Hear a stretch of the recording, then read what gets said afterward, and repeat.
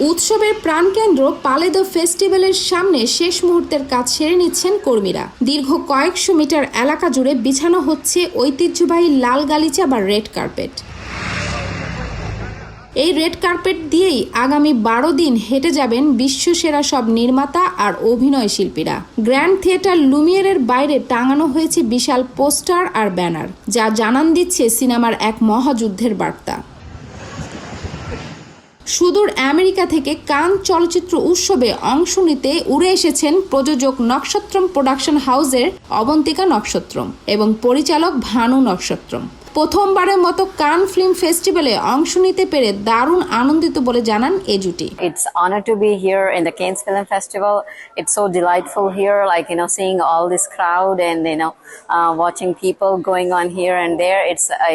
It's amazing experience. Also, I am promoting my movie. Recently, I did the movie called The Game of Song. So it's women issues in India. So I'm so excited to see and involve here in the Cannes Film Festival.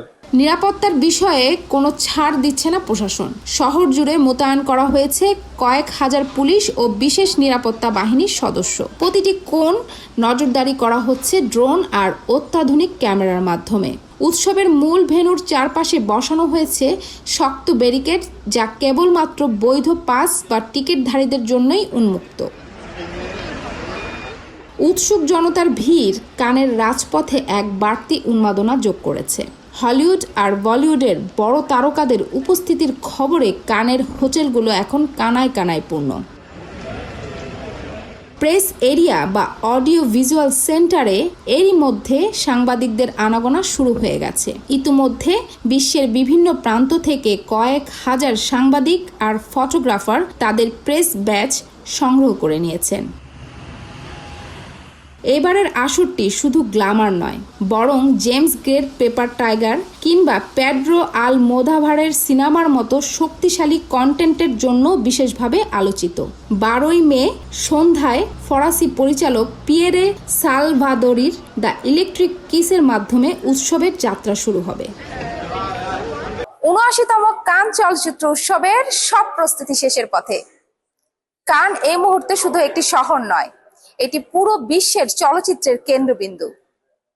এখন শুধু পর্দা ওঠা বাকি। আগামীকাল ৭৯তম কান চলচ্চিত্র উৎসবের পর্দা উঠতে যাচ্ছে। শেখ সামিরা, TVN 24, কান মিডিয়া সেন্টারের সামনে থেকে।